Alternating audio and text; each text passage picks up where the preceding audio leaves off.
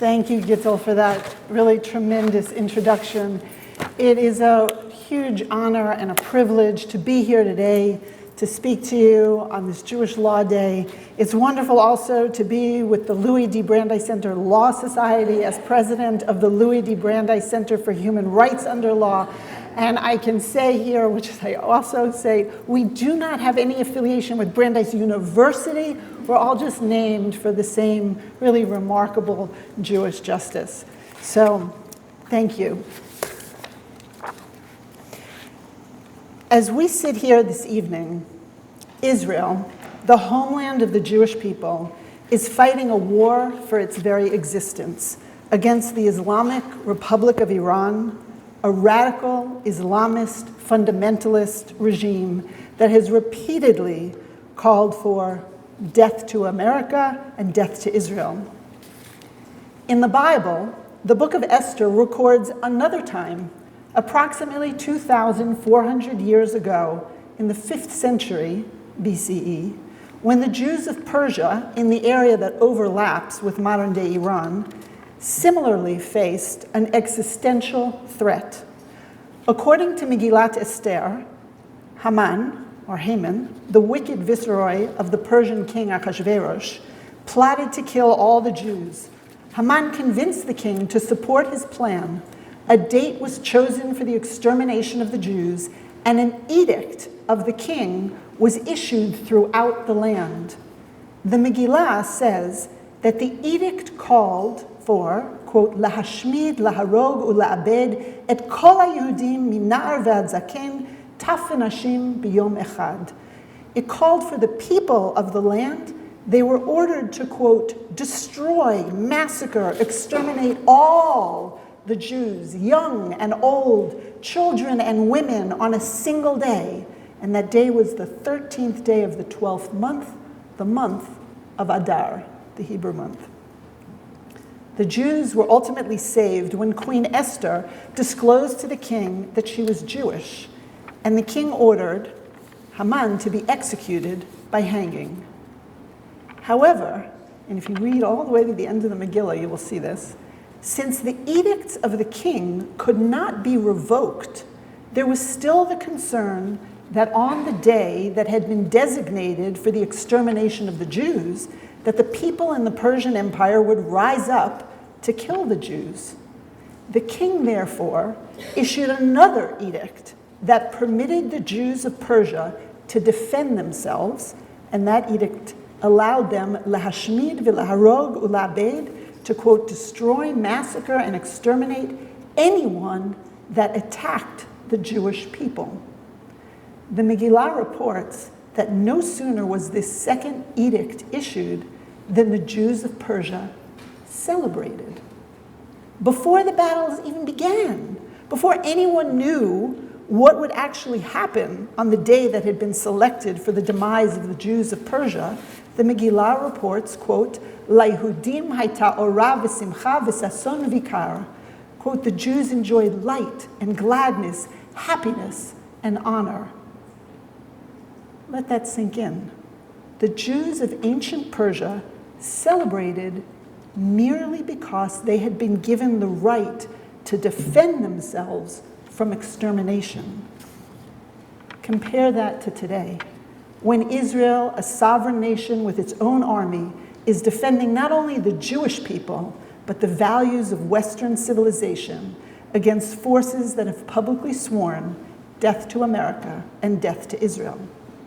If the Jews of ancient Persia celebrated before they knew the outcome of the war, but they celebrated merely because they had been given the right to defend themselves, then certainly we today should recognize that the fact that the Jewish people are no longer defenseless is nothing short of a miraculous blessing.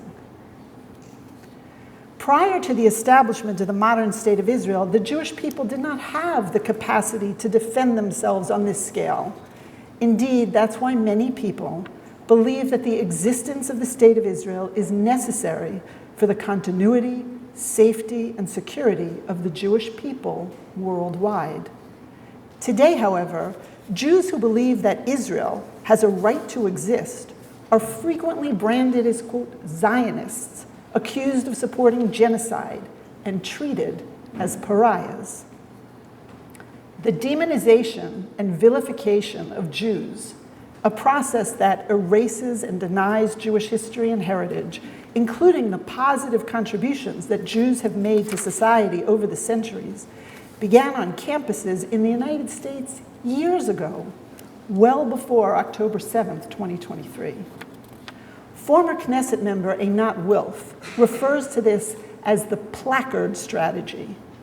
For more than a decade, we've seen signs and slogans on campuses with messages that can be condensed into a simple equation, or as she calls it, the placard, right? The equation is the Star of David, representing the Jewish people, equals a Zionist, which equals some evil concept.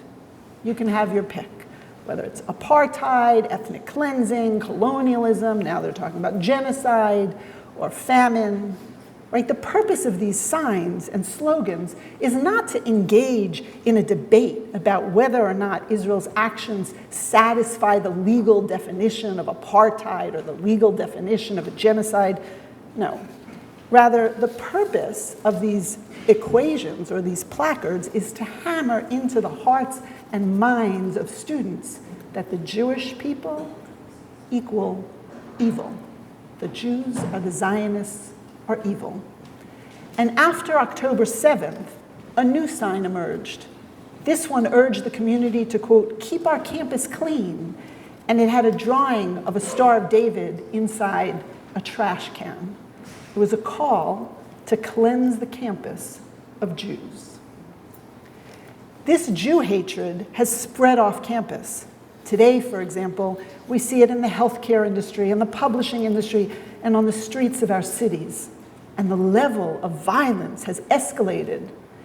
In recent weeks, we've seen Zionists gunned down outside an event at the Jewish Museum in Washington, D.C., and firebombed at a walk to highlight the plight of the October 7th hostages in Boulder, Colorado.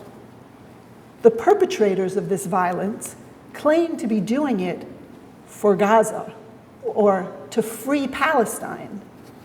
It's now abundantly clear. Anti-Semitic violence in the United States is skyrocketing as Jews are increasingly targeted for their connection to Israel. On US campuses, the shunning, the marginalization, and the exclusion of Jews and Israelis is becoming normalized.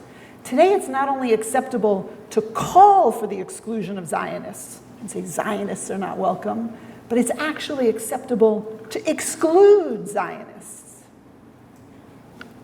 Why is it seemingly so difficult for administrators and society at large to effectively address anti-Semitism? When other minority groups, including Blacks, Asians, Latinx, or members of the LGBTQ community, are targeted, society is usually quick to condemn the harassment and the discrimination. So why isn't the response the same when Jews are the targets? One reason, I suggest to you, is because much of the general public still does not understand anti-Semitism. Many recognize Jew hatred when it comes from white supremacists, such as swastikas spray painted on a wall or overt denial of the Holocaust. But often, people are unable or unwilling to recognize other forms of anti-Semitism. Anti-Semitism may be society's oldest hatred, but it is the most difficult form of bigotry to recognize because it looks different in every generation. It morphs. The one constant, however, is that anti-Semitism always takes whatever that generation's greatest evil is, whatever that society views as its misfortune, and it pins it on the Jew. The Jew becomes the scapegoat. The Jew is to blame. Anti-Semitism is a conspiracy theory, so the allegations against Jews can appear diametrically opposed.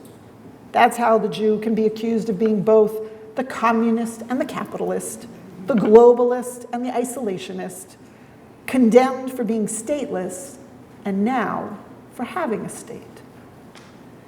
The Nazis, who sought a pure Aryan race, accused the Jews of being the ultimate race polluters. To the Nazis, the Jews were not white. Today, however, there are those who view the world through the binary lens of oppressed and oppressor. Anti-Semitism dictates that Jews will always be lumped into the evil category, and so now there are people who say that all Jews, no matter their background or skin color, are white, colonizing oppressors. Today, in addition to individual Jews, we have a Jewish collective, the Jewish nation-state of Israel. And so today, there are those who claim that the country which is the worst offender when it comes to the world's greatest evils is not China with the Uyghurs, or Russia with Ukraine, or North Korea, or Iran.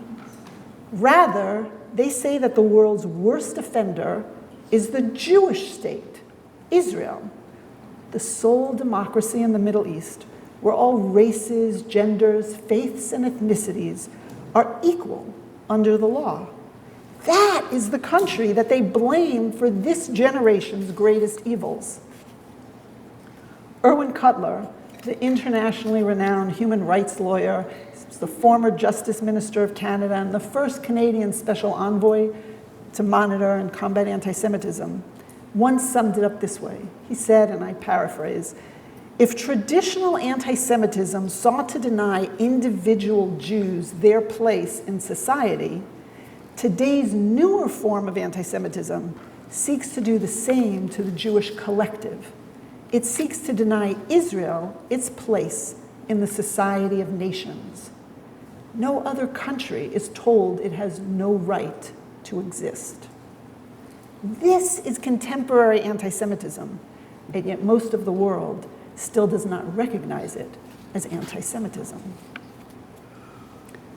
A second reason why society fails to effectively address contemporary anti-Semitism is that many people do not understand that Judaism is an ethno-religion.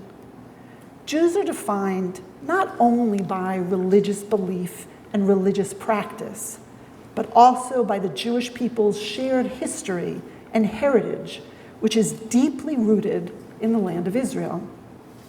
The connection between the Jewish people and the land of Israel permeates the Jewish calendar, Jewish life cycle events, Jewish law, Jewish prayer, and Jewish history. For centuries, Jews have not only prayed facing Jerusalem, they have prayed for Zion, another name for Jerusalem, to be rebuilt, and for the ingathering of the exiles, and to return to Jerusalem. L'Shana Haba'a B'Yerushalayim is heard each year at the Passover Seder, and again at the conclusion of Yom Kippur, the Day of Atonement. Did you know that over half of the 613 commandments in the Pentateuch are connected to the land of Israel and can only be fulfilled in the land of Israel? Not all Jews are religiously observant. So what does it mean to be part of the Jewish people if you do not define your Jewish identity according to religious belief and religious practice? Well, to be part of the Jewish people means you believe you belong to a people with an ancestral heritage, with a shared collective memory of our ancient story. That story we tell at the Passover Seder of the liberation of the Jewish people from slavery in Egypt, those were our ancestors.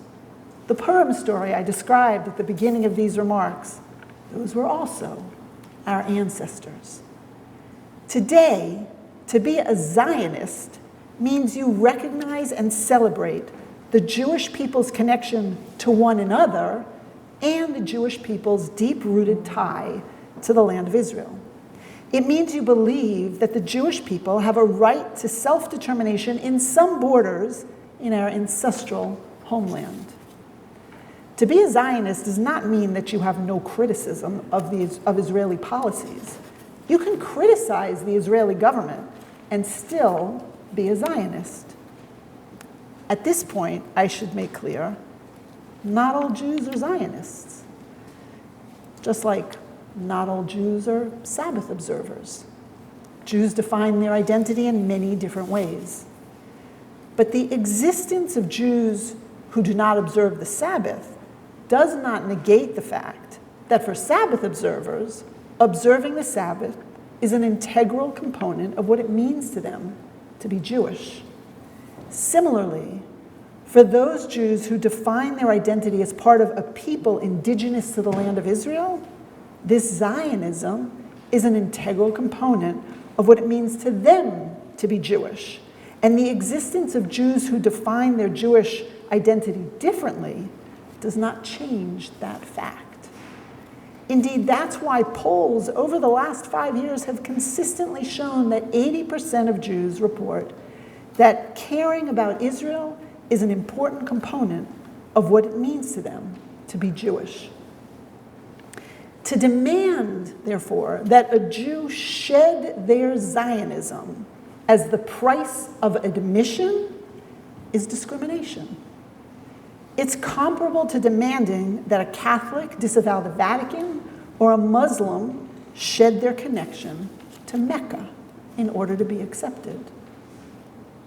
So how can we use the law to protect Jews from this form of harassment and discrimination, the form of Jew hatred that targets Jews on the basis of our shared ancestry and ethnicity, rather than on the basis of our religious belief and religious practice? One of the key tools that we have used to protect students on campus, as Gittel mentioned, is Title VI of the Civil Rights Act of 1964. Title VI of the Civil Rights Act requires universities and all entities that receive federal funds to protect students from harassment and discrimination based on race, color, or national origin.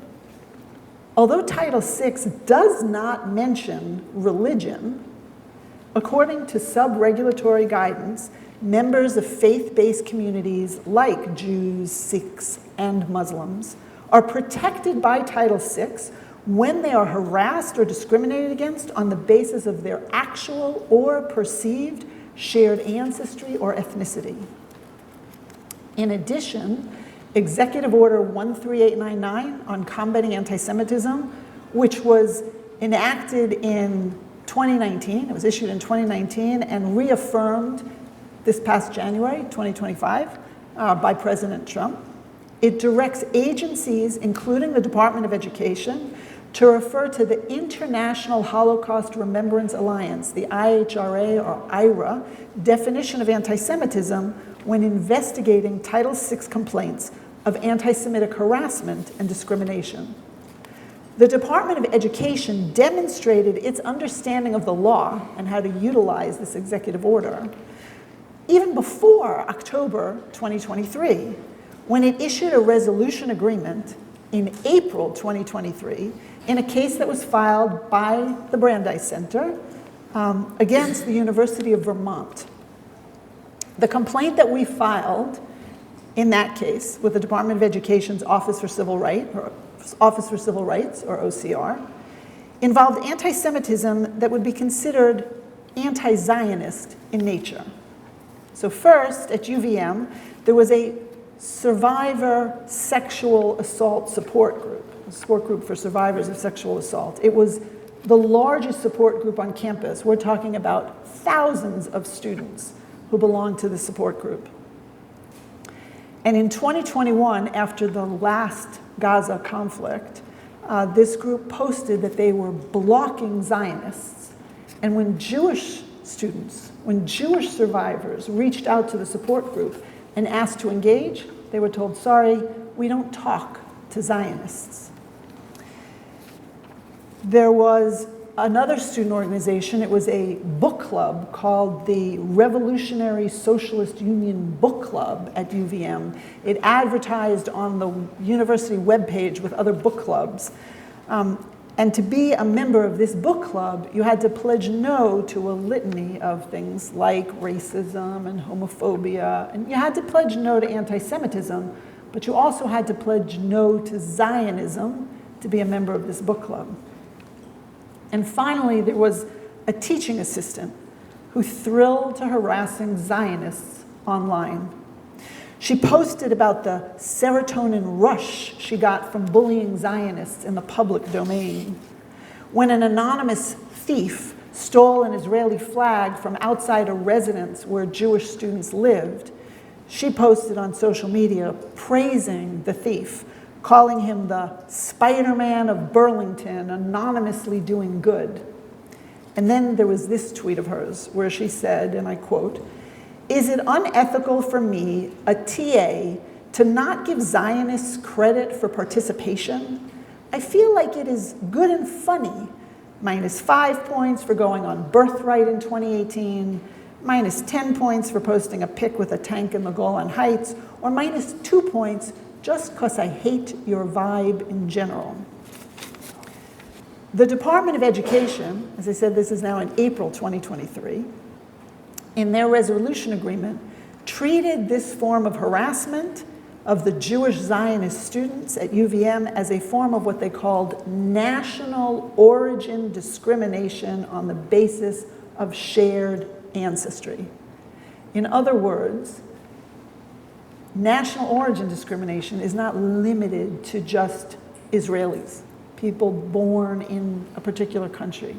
But if you have a shared ancestry, or what some have referred to as a national ancestry, right, discrimination that targets the individual on the basis of that shared ancestry could also be considered a form of national origin discrimination on the basis of shared ancestry. And the Department of Education in that resolution agreement required UVM, among other things, to revise its policies, its procedures, and its training to ensure that they address this form of harassment and discrimination. Now, just a quick word for a minute about the IHRA definition of anti-Semitism. The IHRA definition of anti-Semitism is the best tool that we have today to help administrators and the general public recognize the difference between a good faith political debate about Israel's policies and the vilification of Jews. Right? One of the greatest challenges I think we have is people can't tell the difference between a good faith political debate and, on the one hand, and the dehumanizing or vilifying of Jews on the other. And we need a definition to help people see the difference and understand the difference. The IHRA definition does not prohibit, silence, or penalize criticism of Israel. In fact, the IHRA definition explicitly states, and I quote, that criticism of Israel similar to that leveled against any other country cannot be regarded as anti-Semitic.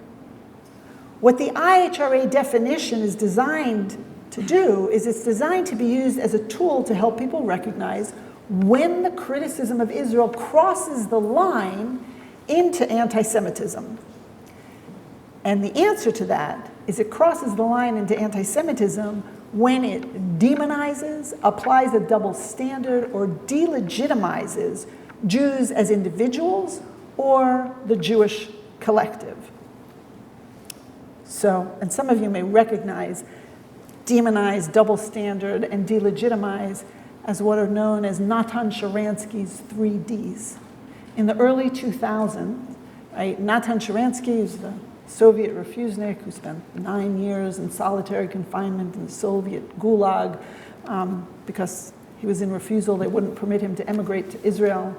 Ultimately, when he did manage to reach Israel, he became a member of the Knesset, of the parliament, became the head of the Jewish Agency.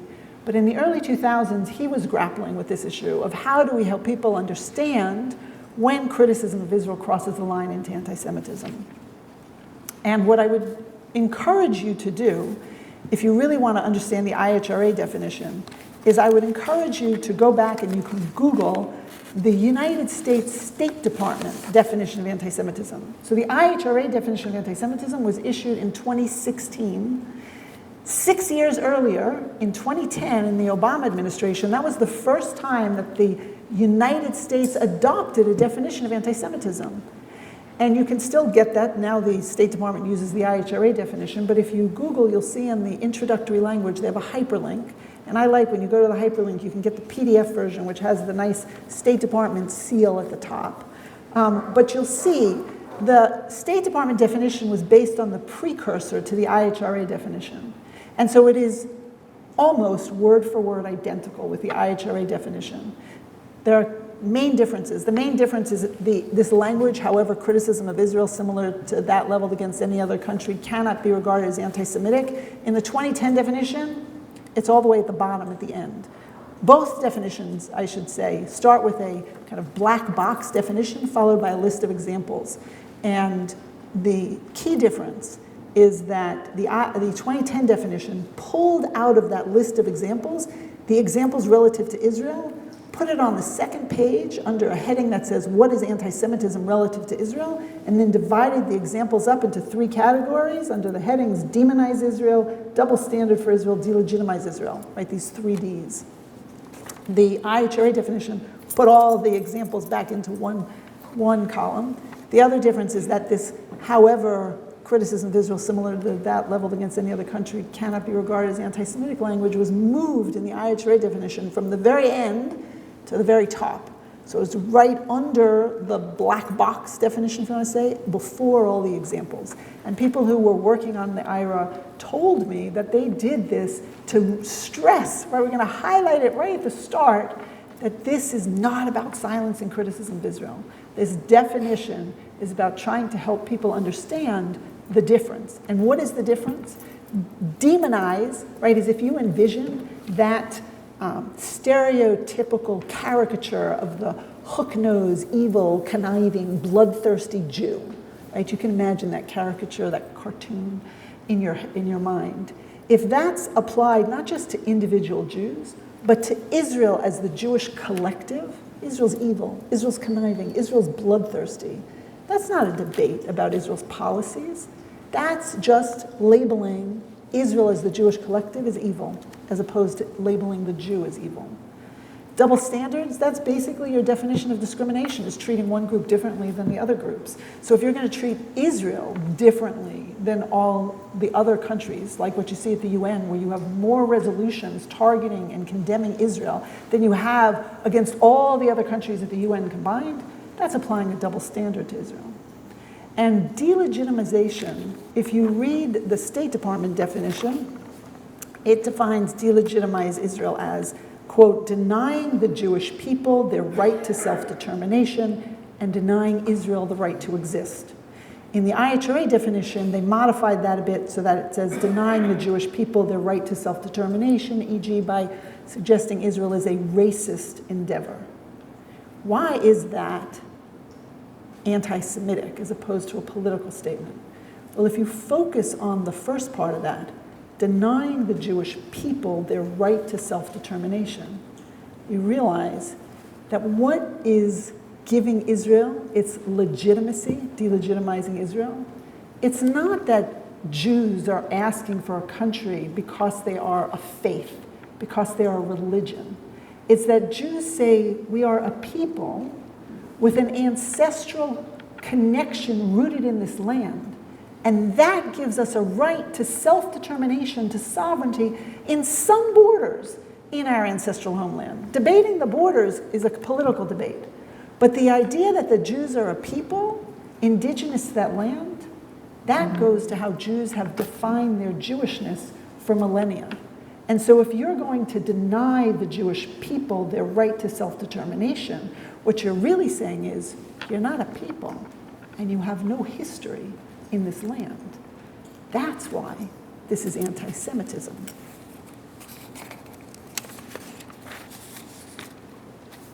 Now, one final point, right, brings me back to the title of this presentation, where we're talking about the toolbox to counter erasive anti-Semitism. So you may be asking, what is erasive anti-Semitism? So at the Brandeis Center, we have seen now a very disturbing trend, because as the Jewish community as our legal argument, namely, that the law protects Jews when we are harassed and discriminated against on the basis of our shared ancestry and ethnicity, right? Not only protected on the basis of our religious practice, right? Discrimination that may target us on the basis of our religious practice. But as this understanding of the law, that the Jews are a people with a shared ancestry and the law protects us from that kind of harassment and discrimination, as that legal argument has gained traction, our opponents are doubling down and insisting that the Jews are not a people and that we do not have a history rooted in the land of Israel. That erasure and denial of Jewish history and heritage is what has now been termed erasive anti-Semitism. And if you don't believe me or think maybe I'm being too extreme, I'll give you this example. There is, here we go. Just last semester, first semester of this year, at Boston University, Students for Justice in Palestine circulated this booklet, this zine, called Smash Zionism. And on the first page, under a heading that says, "What is Zionism?" it says, and I quote, "We do not accept the term Jewish people in any form whatsoever." And it goes on to say, "For us, there is only one Jew. Like all Jews know, there's only one God, and that is a religious Jew."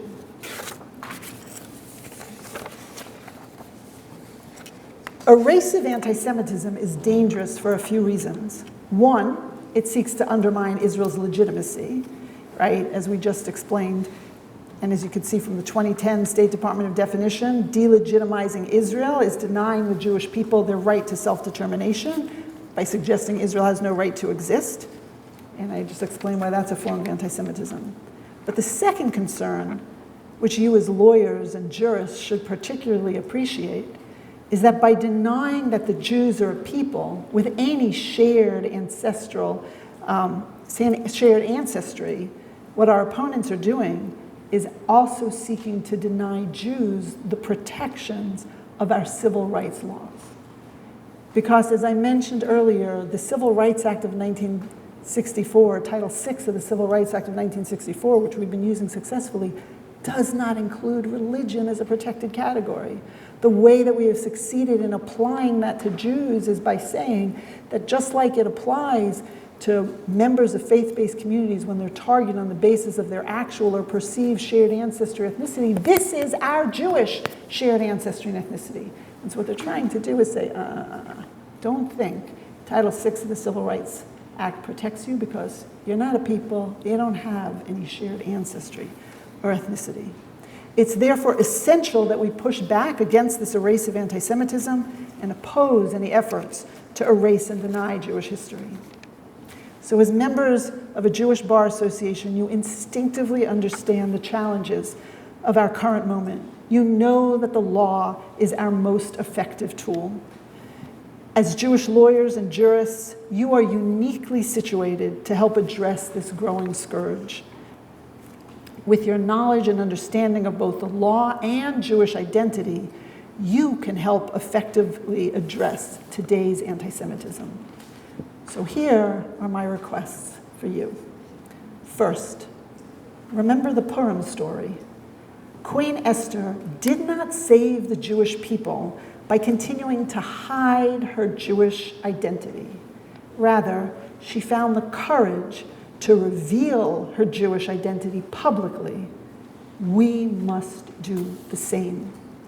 Remember that the best antidote to harassment and discrimination is self-confidence and pride.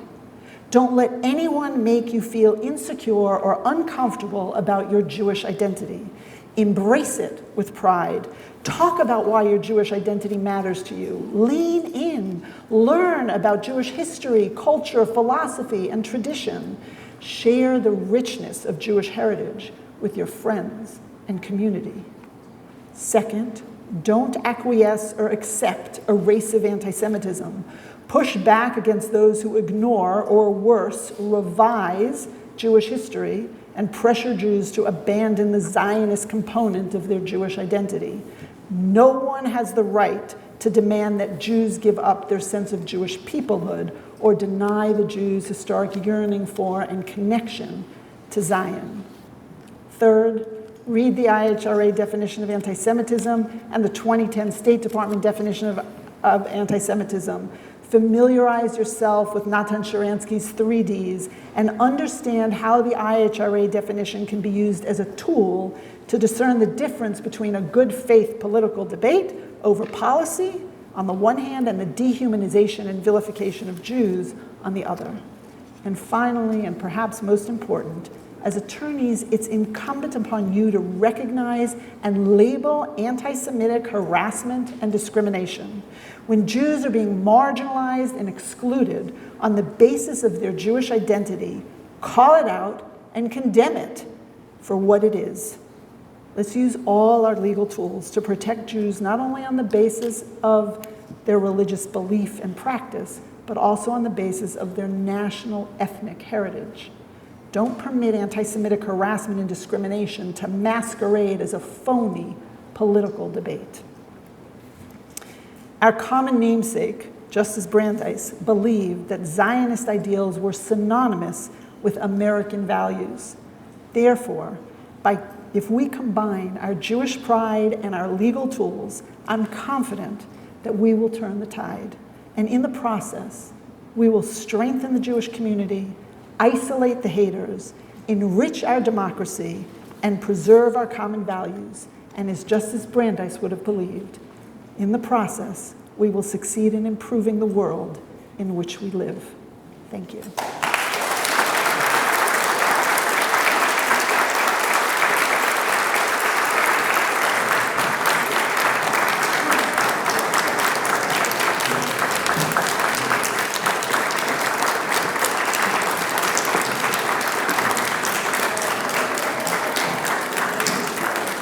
Do you want to do questions, or? It's up to you. It's late. I'm happy to take questions. Happy to take questions if there are any questions. Yes. So, to me, anti-Semitism is a state of mind. And the other definition, the 3Ds, are actions that are trying to figure out what somebody's state of mind is. If the actions are wrong, why not just condemn the actions? Why try to figure out what somebody's state of mind is? Who cares? If they leave me alone, that's what's important. So the reason and the problem is, just like if you want, for example, with hate crimes, to understand if illegal conduct is motivated by a certain bias, what we find is happening way too frequently is that individuals will engage in unlawful conduct. They'll break the rules, right? But if they sprinkle in the word Zionist or Israel, or they say free Palestine, what ends up happening is folks say, oh, this was just a political debate. This wasn't targeting Jews on the basis of their Jewishness. We've had this happen over and over again. Students on campus, right, who will be encircled, spat upon, right? They will be excluded from certain spaces as Zionists. They would go and they'd file complaints with their universities, and the university would say, this is all about the Arab-Israeli conflict and a political debate, but nobody had actually asked, right? You look at the encampments, nobody asked the students who were being blocked and denied access to the libraries, the dining halls, the academic buildings. Nobody was interviewing them and asking them, what's your opinion about Prime Minister Netanyahu or a two-state solution? They saw that they were wearing a Star of David, they saw they were wearing a kippah, or that they were speaking Hebrew, and they said, oh, you're kept out, right? Unless you are actively, vocally shedding or denying or disavowing the Zionist part of your identity, you are not welcome in our space. And yet there were those who would turn around and say, this is political. This is political. And so the reason why the IHRA definition is so necessary is because people are masking what is really the targeting of Jews by using, right, this language.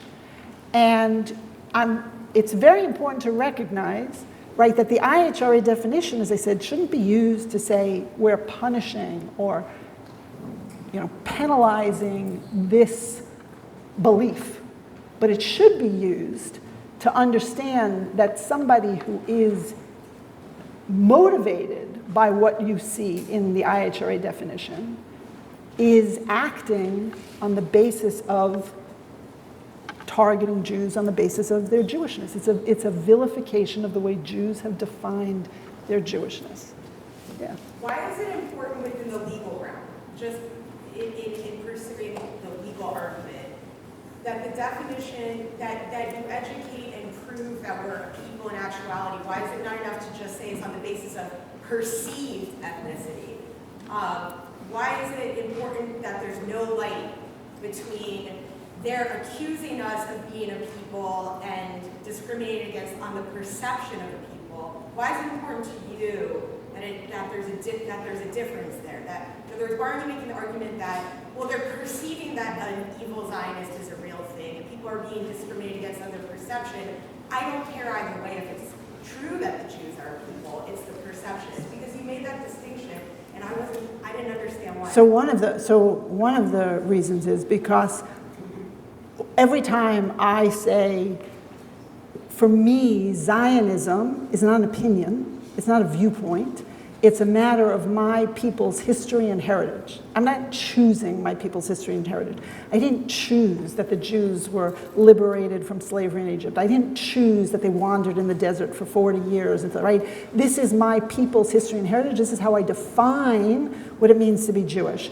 Perceived Jewish heritage or Jewish identity, usually in terms of the law or the application, will end up being if somebody has a name that sounds Jewish, but they're actually not even Jewish. So they're being targeted on the basis of their perceived identity.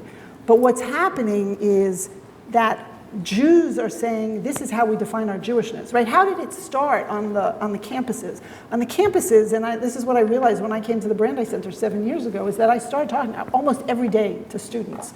And I realized, first of all, that the students who were at the front lines, and this is 7-8 years ago, who were really experiencing this, were not the religiously observant students. It was students who had grown up their entire lives what we call outside the Jewish bubble. They had not gone to Jewish day schools, they didn't belong to synagogues, their whole life they've been involved in extracurricular activities in the secular world, and they came to college and they wanted to continue to engage in those extracurricular activities, and suddenly they were being asked, well, what kind of a Jew are you? What kind of a Jew? Do you feel connected to the, support, believe Jews have this connection to Israel? You believe Israel has a right to exist? Then you're not welcome in our club. And they're like, what? What are you saying? Of course I believe Israel has a right to exist. Of course I believe that the Jews. And I would talk to these students and I would say, what is it about your Jewish identity? Because it's a horrible pressure. The students are basically being told, you have a choice. You have a peer group and your friends, and you can be involved, but you just have to get rid of this belief that you're part of a people, that you're connected to Jews around the globe or connected to Israel, or you give up those friends. And many Jews are saying, you know what, if I have to give up the friends, I give up the friends. And they started to come inside the Jewish bubble, come to the Chabad, the Hillels. They said that, Chabad and Hillel were saying they were having record student engagement, but they were learning more about their Jewish identity, but it was the only place where they felt they could be fully Jewish.